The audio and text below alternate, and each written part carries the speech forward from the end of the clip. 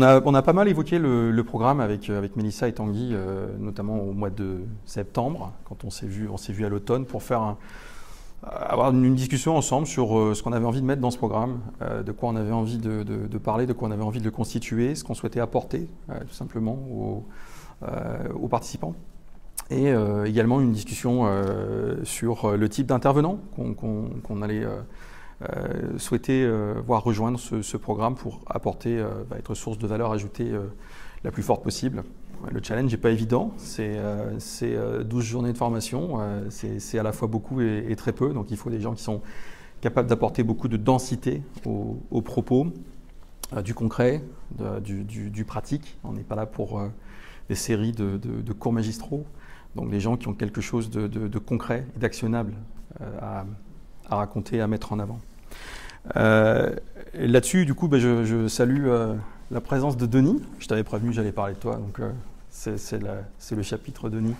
Donc je salue la présence de Denis, dont j'ai soufflé le nom pour parler stratégie et pour parler réinvention de l'entreprise, réinvention du business model. On se connaît avec Denis depuis pas mal d'années. On a commencé par être assez brièvement collègues, en quelque sorte, à l'EDEC. Denis était prof de stratégie à l'époque dans le programme qui est l'Executive MBA de l'EDEC. Et j'y intervenais régulièrement, moi, comme coach de langue anglaise pour les participants. Et Dieu sait qu'il y avait du boulot, hein, Denis, parce que c'était pas gagné avec certains d'entre eux.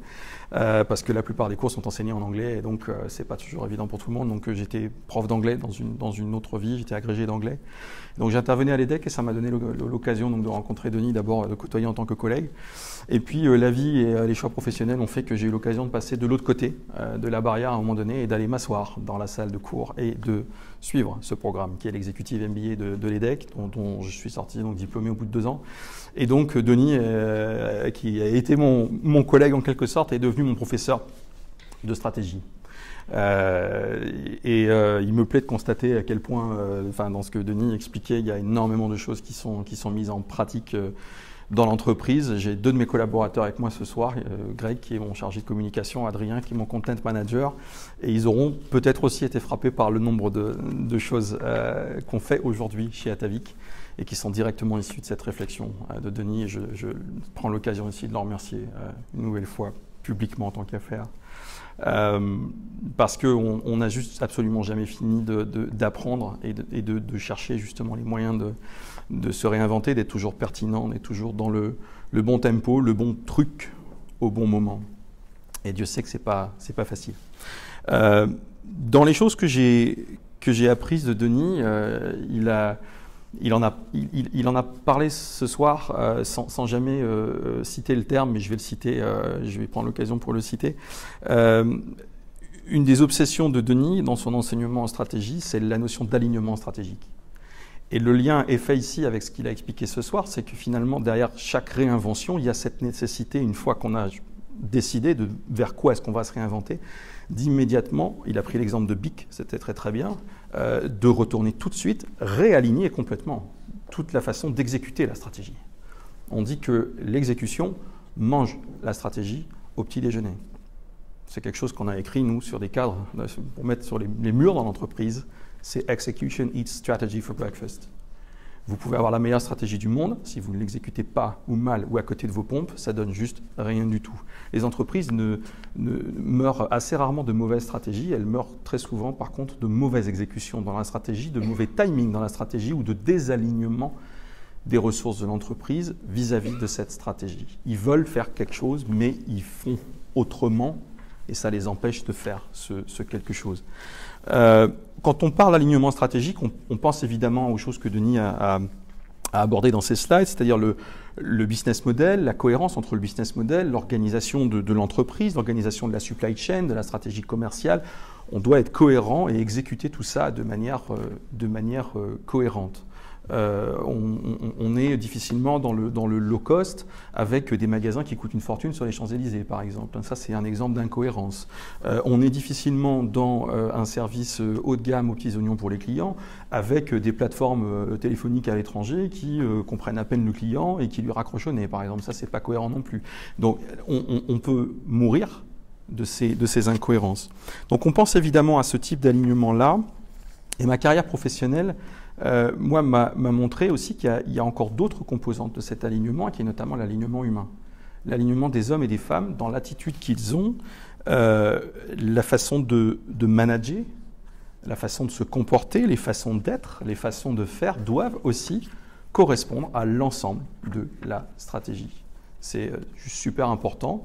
On ne peut pas rester ce qu'on est indéfiniment et se mettre à exécuter complètement différemment, complètement autre chose le lendemain. On doit forcément chercher soi-même en permanence à se réaligner, se réapproprier cette réinvention du modèle et se réaligner le plus vite possible pour retourner le plus vite possible, chercher cette cohérence et être, comme on dit au rugby, bien sur ses appuis, de façon à exécuter les choses avec force. Navré pour toi, Denis, mais c'est vrai que dans les 2 premières expériences que j'ai pu avoir en termes de vie professionnelle, j'ai d'abord avant tout observé les conséquences d'un manque d'alignement chez mes 2 premiers employeurs dans le privé. Ben, je te remercie parce que je me suis fait virer 2 fois, en fait. 2 expériences privées, virées 2 fois.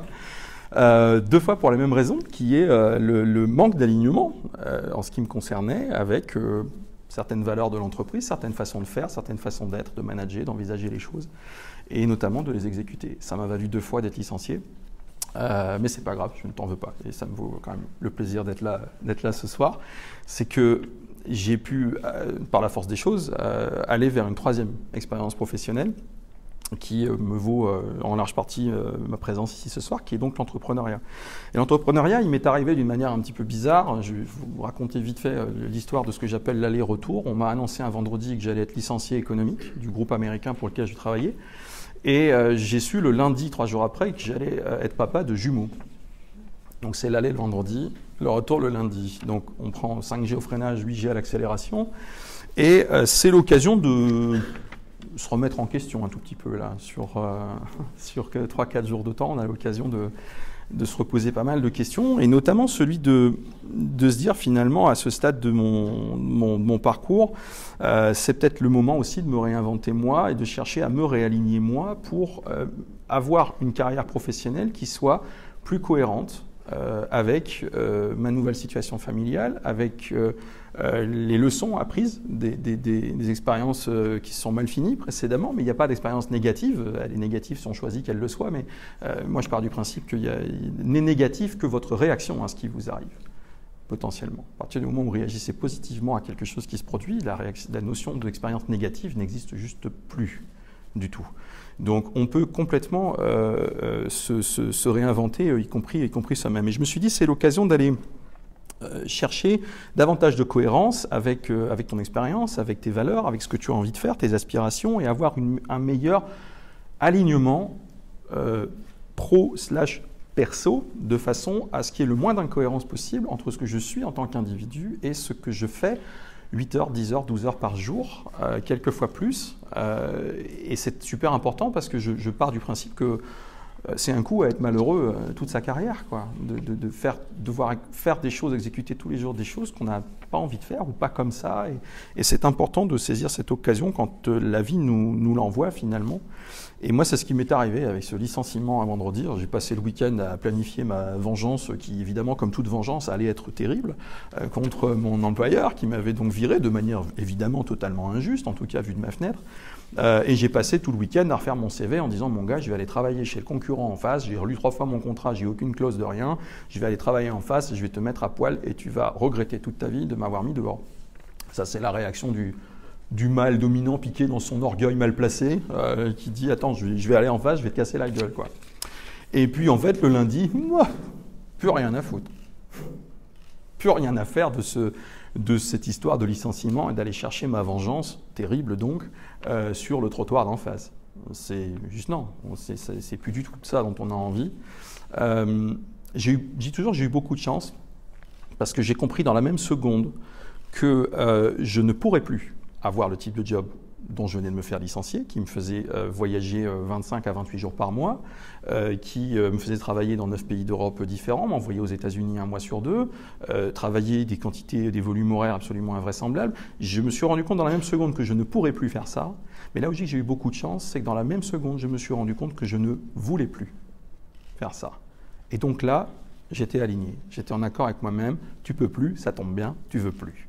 J'ai croisé beaucoup de gens qui ont vécu des licenciements dans des conditions un peu similaires, avec derrière des changements familiaux, mais qui ont compris dans la même seconde qu'ils ne pourraient plus, mais qui voulaient encore faire ce qu'ils faisaient avant, et qui ont à la fois mal vécu la suite de leur carrière, et à la fois un petit peu souvent loupé leur vie familiale, parce que constamment dans le regret de ne plus pouvoir faire comme avant, etc. etc. Moi, donc je dis, j'ai eu beaucoup de chance d'éprouver dans la même seconde cette sensation que je ne pouvais plus, mais que ça tombait très très bien parce que je ne voulais plus.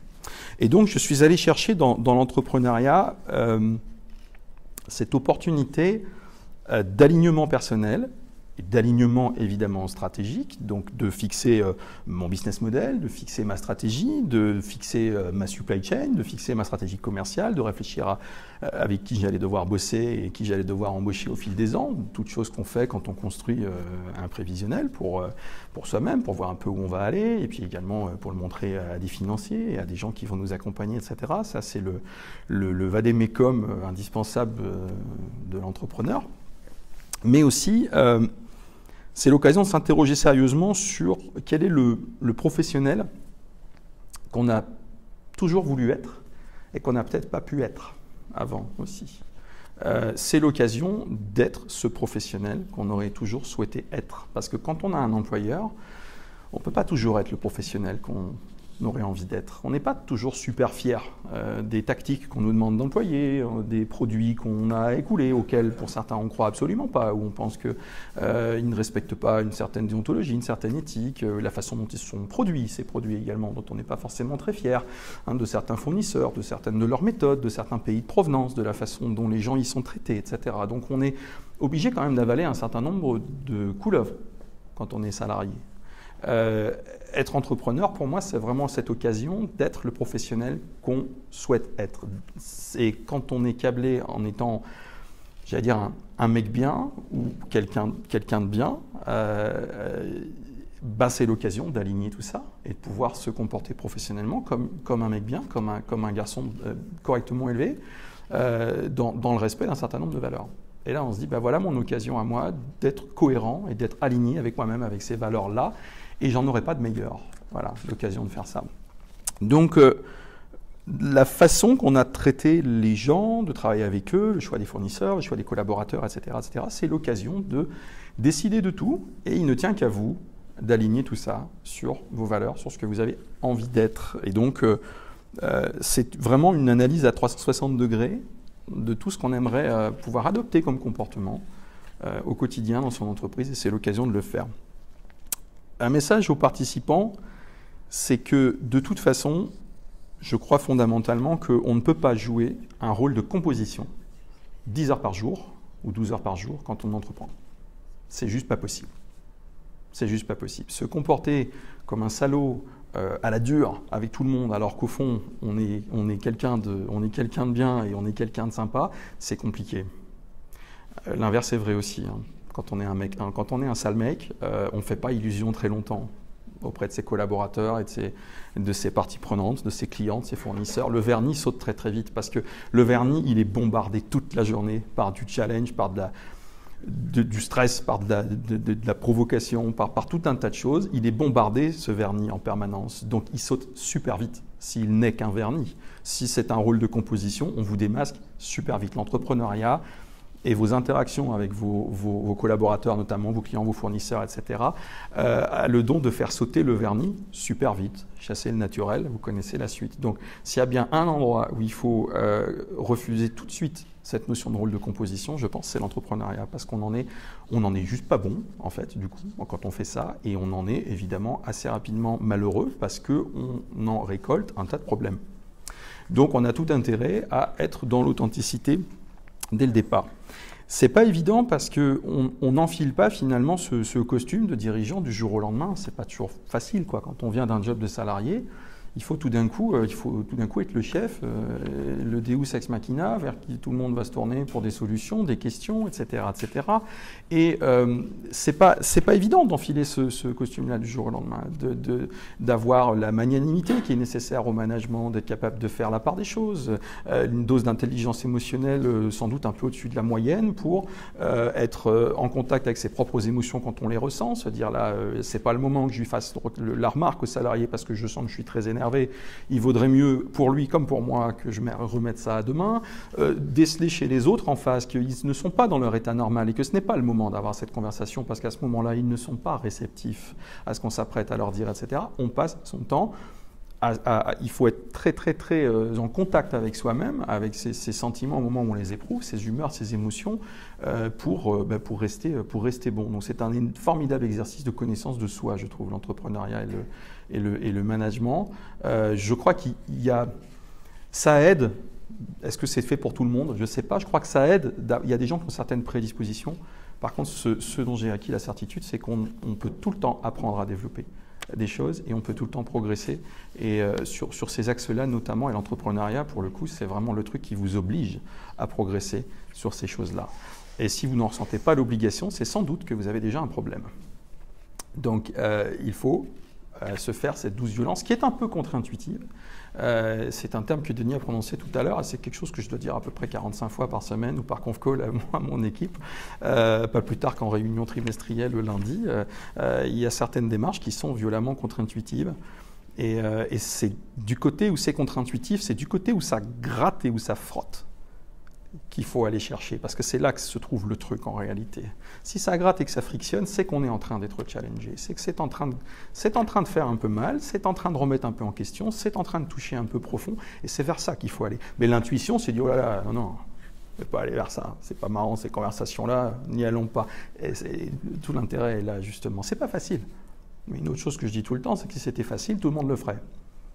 Donc c'est bien une bonne nouvelle, le fait que ce ne soit pas facile de manager, c'est que si c'était facile, n'importe qui d'autre pourrait le faire, on aurait 90 000 concurrents et la vie serait beaucoup plus compliquée. Ce qui nous protège dans une certaine mesure, c'est que ce n'est pas évident. C'est pas évident, pour le coup. Donc on n'enfile pas le costume du jour au lendemain, ça passe forcément par une évolution personnelle. Et je vois autour de moi des entrepreneurs que j'ai connus en ruche d'entreprise. Mon entreprise a été incubée en ruche d'entreprise de 2012 à 2016. Et j'ai le plaisir de les voir et de les recroiser ici ce soir. Et je connais pour certains d'entre eux la dose d'évolution personnelle qu'ils ont dû intégrer à leur parcours au fil de ces années. Et je crois, quand s'il leur arrive de faire cette introspection-là, je pense que ils doivent se trouver changés, oui, certainement, au fil des ans. Ils doivent se trouver différents de ce qu'ils étaient, pas tout à fait un autre, pas tout à fait le même, comme on dit, mais ce cheminement personnel permanent doit être celui du management et de l'entrepreneuriat. De mon point de vue, il n'y en a pas d'autre. Ça passe par prendre le temps de réfléchir, cette évolution personnelle. Et on arrive vraiment au cœur de ce qu'est ce programme Upgrade et de la philosophie qui est souhaitée derrière ça. C'est important de prendre le temps de la réflexion quand on est chef d'entreprise. L'entreprise a besoin, les salariés, vos collaborateurs, vos parties prenantes, vos clients, vos fournisseurs, toutes les personnes avec qui vous êtes, les 360 degrés de personnes avec lesquelles vous êtes en interaction ont besoin que vous preniez ce temps de réflexion. Donc, accueillez-le déjà à bras ouverts, ce temps de réflexion. Ils en ont besoin, ils en ont un besoin vital. L'entreprise a un besoin vital que son chef d'entreprise prenne régulièrement ce recul, ce temps de la réflexion. Cette réflexion doit être de qualité. Donc vous devez vous ménager des espaces de réflexion qui soient des espaces de réflexion de qualité. Pas entre deux portes, pas n'importe comment. C'est des choses qui doivent se programmer. Personne ne va vous donner le temps. Je crois sans arrêt des gens qui disent « mais j'ai pas le temps ». Ben oui, mais d'accord, mais personne ne va sonner à ta porte le soir en disant « Monsieur Dupont, bravo, vous avez gagné 2 heures de plus dans votre journée ».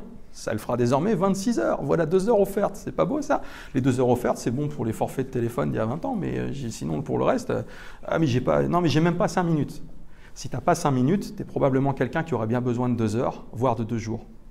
Parce que tu as juste un énorme problème en fait. Et personne ne va te les donner ces 5 minutes, pas plus que les 2 heures d'ailleurs. Si tu n'as pas 5 minutes, tu es un mec qui a besoin de 2 heures, voire de 2 jours. Donc, il faut être aussi attentif à ça. Il faut s'écouter parler de temps en temps et se dire, attends, qu'est-ce que je viens de dire là? J'ai même pas 5 minutes pour me poser et réfléchir à l'orientation stratégique de mon entreprise, à comment réaligner mes ressources, comment me réinventer, à tous ces challenges, à tous ces trucs qu'on a partout, on en entend partout, j'ai pas 5 minutes. C'est quoi cette affaire-là? Vous savez, c'est l'allégorie du gars qui se promène en forêt et puis qui voit un bûcheron qui est en train de scier un tronc. Puis alors, il en bave, mais des ronds de chapeau. Le gars, il est en nage et ça a l'air d'être un effort pas possible. Il a le cœur à 180. Le gars, il en bave. Et le gars lui dit, dis donc, ça a l'air vachement dur ce que vous faites, votre boulot de bûcheron. Là. Le gars dit, non, puis c'est dur. Puis il m'en parlait pas. En plus, la lame de ma scie est complètement émoussée. Donc, j'en bave, quoi. Et le gars dit, mais pourquoi vous prenez pas 5 minutes pour affûter la lame? Elle couperait mieux. Et le gars dit, mais j'ai pas le temps, il faut bien que je scie.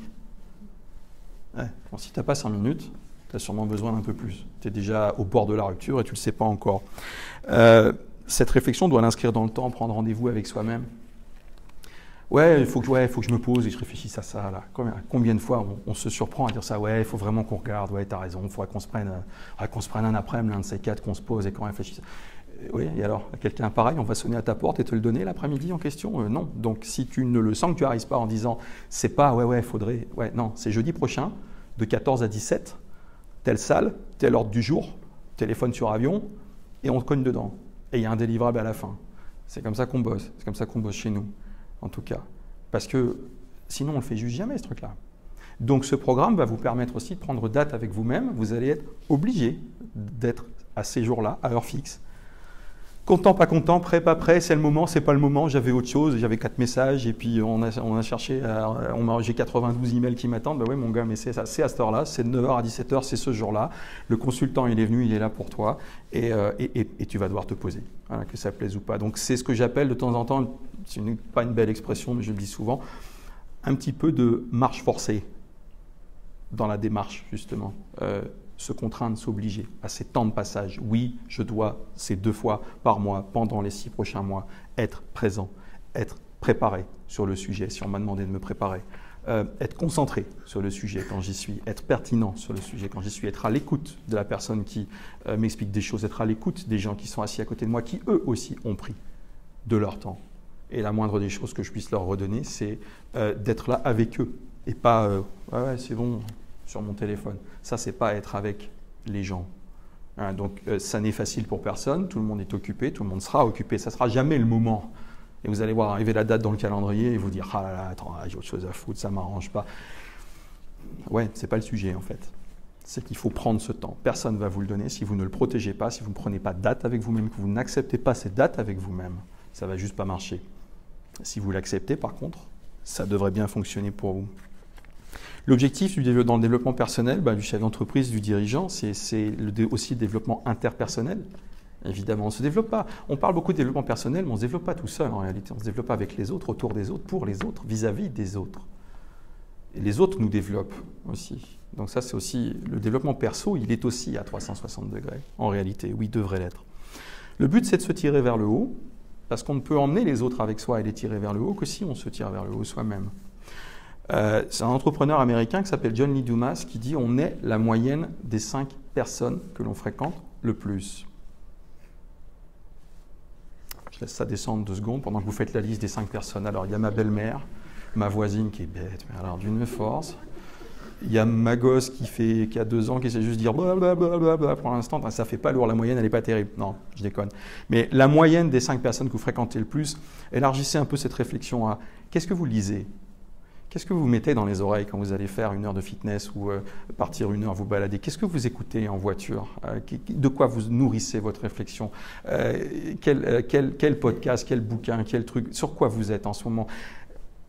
À qui est cette voix? Quelles sont ces voix que vous laissez entrer dans votre vie, dans votre tête et dans votre réflexion? Est-ce qu'elles vous apportent quelque chose ou pas? Est-ce qu'elles sont positives ou est-ce qu'elles sont négatives? Est-ce qu'elles vous tirent par les pieds ou est-ce qu'elles vous tirent par les cheveux?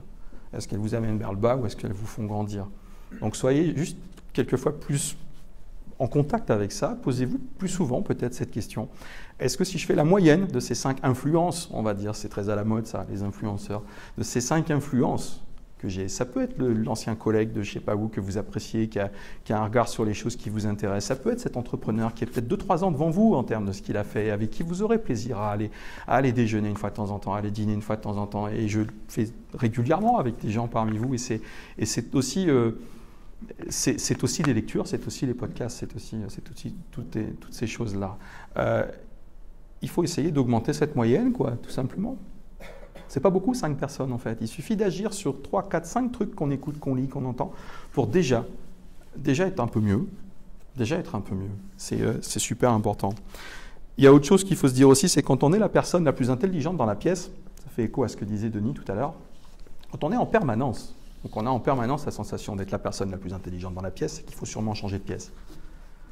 Donc, cette formation va être l'occasion de temps en temps aussi pour vous de changer de pièce, de vous confronter à des gens qui sont plus intelligents que vous, qui sont intelligents différemment de vous et qui vont vous faire progresser. J'en terminerai juste avec un truc, c'est qu'il m'est arrivé récemment, ces 2 dernières années, de croiser des gens qui, me demandant ce qu'on devient, ce que devient Atavik, etc. Et ce qu'on fait, écoute, et puis ils me disent, oh, c'est génial, oh, t'as de la chance, quoi, t'as une entreprise qui marche et tout, maintenant t'as vraiment de la chance, quoi. C'est un petit peu irritant cette histoire de chance, non? Parce que moi j'ai remarqué juste un truc, c'est qu'en réalité plus je travaille, plus j'ai de chance. Plus je m'ouvre aux autres, plus j'ai de chance. Plus je donne aux autres, plus j'ai la chance de recevoir des choses aussi. Plus je cherche, pas forcément le confort dans mon opinion ou autre chose, plus je cherche la contradiction plutôt de mon opinion, le challenge dans mon opinion, plus j'ai de chance. Magique, non? Donc ça s'entretient, tout ça. Ce programme va être là pour ça. Préparez-vous à avoir de la chance. Merci.